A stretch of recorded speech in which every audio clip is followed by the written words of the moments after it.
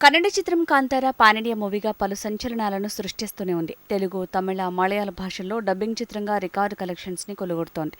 హిందీలో అనువాద చిత్రంగా బాలీవుడ్ ప్రేక్షకుల్ని విపరీతంగా ఆకట్టుకుంటోంది. కేవలం 16 కోట్ల బడ్జెట్తో నిర్మించిన కాంతారా మూవీ పాన్ ఇండియా మూవీగా 400 కోట్లకు పైగా కలెక్షన్స్ ని సాధించింది.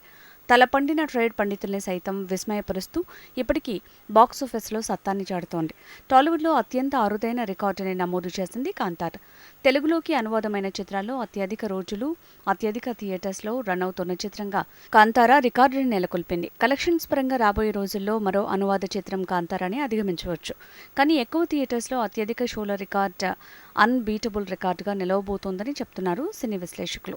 తొలుత తక్కువ థియేటర్లలో రిలీజ్ అయిన కాంతారాకి సూపర్ హిట్ టాక్ రావడంతో క్రమంగా స్క్రీన్స్ సంఖ్య పెరిగింది. ఆ తర్వాత రిలీజ్ అయిన డబ్బింగ్ మూవీస్, స్ట్రైట్ తెలుగు చిత్రాలు ఏవీ హిట్ కాకపోవడంతో ఎక్కువ రోజులు ప్రదర్శనకు నోచుకుంది కాంతారా.